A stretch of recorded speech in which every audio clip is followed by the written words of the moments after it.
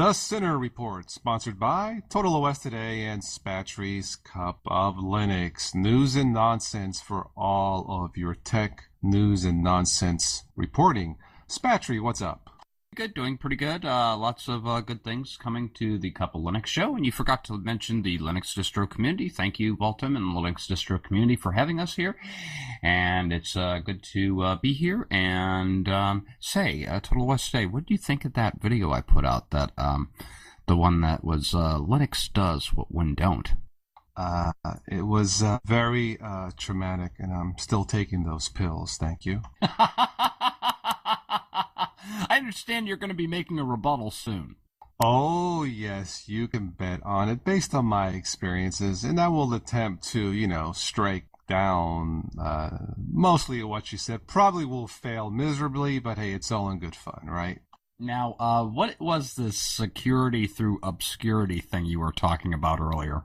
There was a comment by a viewer or subscriber, and he says, Linux is secure through obscurity. Linux is secure because nobody knows about it. And I'm assuming he meant desktop users. And he says something like, 100,000 people trying to break into a bank will get there faster than one guy trying to break into trying to steal a bicycle. I'm like, okay, I get it. Funny. System 76 finally launches a laptop to compete with MacBook Air. System 76 has launched a laptop which puts Linux users in the same league of Windows and Mac users. Galago Ultra Pro is one of the latest laptops which comes pre-installed with Ubuntu Linux. Galago Ultra Pro weighs only 3.8 pounds and is only 3/4 of an inch thin. It features a 14.1-inch 1080p display, bringing high definition to System 76 laptops. This looks kind of cool. It sounds cool. How much is it? Do you know? Let me see if I can pull up a price on here. The base price of the laptop is $995, and it's available for pre-order. And you can visit the System 76 website. Mr. Google is your friend, and you can get there and get it there. $1,000, huh? Is that a good price? To be honest, I think System 76 is a little bit high in price, but when you think about the quality that you're getting and the software is configured for it and it's ready to use and everything will just work. Fair enough. Well, speaking of pricing, it's been confirmed that games, the Xbox games for the new Xbox One will not rise, even though it's the next generation machine. The cost of games for the Xbox One will remain at $60. Now, I know you don't have an Xbox, but I think Spatry keeping the gaming prices at the same price for next generation, personally, I think it's fair. The only problem with this is they have to keep the prices at the same level because now they've pretty much taken, used games out of the equation. Or at least that's according to some of the videos I've been watching, and I've seen an awful lot on this. And a lot of people are really ticked off about this tactic because, back in the old days when we had the Nintendo system or the Genesis or one of those older gaming consoles, we could loan our cartridges to our friends and let them borrow the game. And in modern times, you have the Nook. They have an application that lets you loan your book to somebody else and let them borrow it. And what it does is it removes access to the book from your device, thus giving your friend access to that book for like 2 weeks, which I think is a great idea.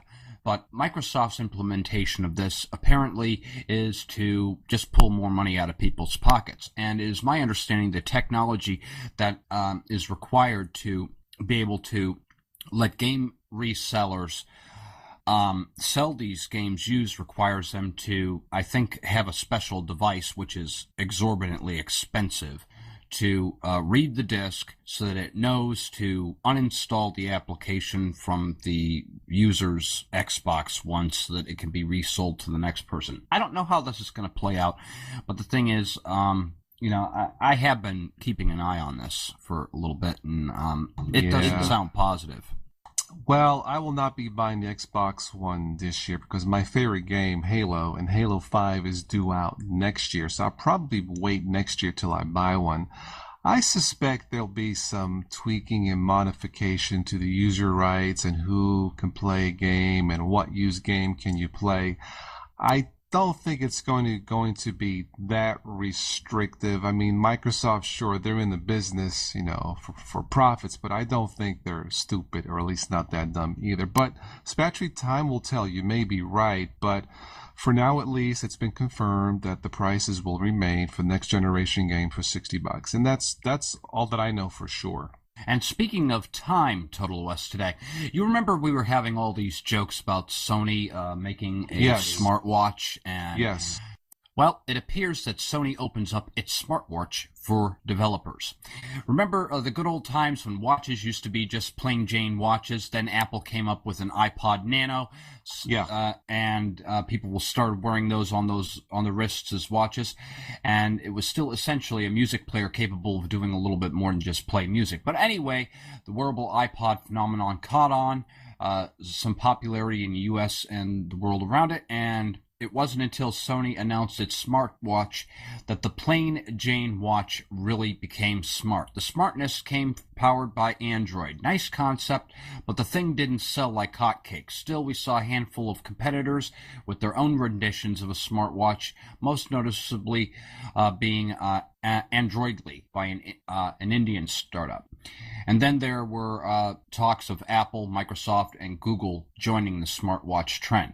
Sony has decided to turn things around a bit by opening its development platform for a smoother, more open experience for app developers, announcing its Open Smartwatch project. Well, smartwatch sounds cool. It sounds James Bondish, but, how functional can it really be? I know we have cracked jokes about this, in the past, maybe unfairly, but they're sure funny. But, it's just probably not something I will be wanting to buy.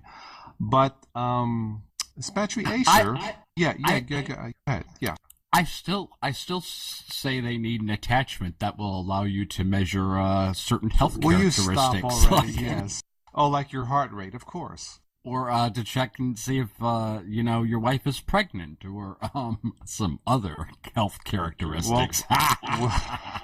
Well, then it would be really smart. Ho, ho, ho. But no, I was going to say, Acer, they make the top-selling Chromebooks on Amazon, of course, powered by Linux, right? Yeah, the Chrome OS. Well, apparently one of the representatives of Acer released a statement saying, and I quote, "We'd love to do a Windows 8 handset. Trouble is, no one knows about it." Windows 8, that is, for mobility. And I've talked about this before. One of my friends has a Windows 8 Fine. It's fine on a phone and on a tablet. It needs some tweaking on a desktop, but we've talked about a little bit about Microsoft in the past, and I think where they botched it in terms of marketing is not marketing a 7-inch tablet to the masses, because that would have been terrific word of mouth, advertising. It wouldn't cost them anything, and if it actually existed and it worked, maybe they could sell more Windows 8 phones. But as it stands now, I think the Windows 8, at least on a phone, I'm not sure about its future. Well, the problem with this is Microsoft, and this is tying into my story. Interestingly enough, how our stories are just tying into one another here. But the problem with this is Android got a good, firm foothold on the market, and Microsoft came into the game too late. Everybody loves Android, or they love their iOS, and to be honest, when you look at them side by side at a retailer, for instance, I was at Tiger Direct, and I was looking at these mobile devices side by side, and the thing is, the Android device looked better than the Microsoft device, at least in my opinion. Yeah. And the thing is, people are going to look at the product on the shelf, and they're going to pick what they think looks better to them, something that they like better, and that sort of thing. And it's interesting that because your story is leading into my next one here, the EU to probe Google's below-cost licensing of Android, courtesy of Microsoft Nokia. Now, Microsoft, the company which created abusive monopoly in the PC desktop space and did not leave any room for a single player to breathe and survive for almost 3 decades, is now crying wolf when competitors are doing better. Microsoft and its pizza delivery boy, Nokia, filed complaints against the EU via its proxy body FairSearch against Google's free and open source Android. According to reports, EU is going ahead with the probe. FairSearch is no independent body. Nicolas Petit, a professor of competition law at the University of Liège in Belgium, was quoted by a Computer World stating, FairSearch.org is seen by many observers here as Microsoft's Trojan horse. Everyone understands here in Brussels that it's Microsoft versus Google. Spatry, I'm laughing because my son was smiling at Nokia Pizza. He says, "What's that?" "For only $6.99, get your free topping of cheese on a Nokia Pizza." No, Michael. Funny stuff, but you know what? Let's just go to some nonsense. How does that sound? But anyway. Here it comes, guys. Go ahead, Total. Let's shut up already. But anyway, a woman in Boston on an auction, she bought 2 parking spots for $560,000. Ma'am, they're parking spots, not actual parks. I don't know if that was made clear in the contract, but that's true. She paid down. And, oh my goodness. But now the second piece of nonsense, and then I'm done. If you have anything else, fine. Former Florida Governor Jeb Bush, from your parts of the country, is a proponent of immigration reform, Spatry, because, according to him, and I quote, immigrants are more fertile. What?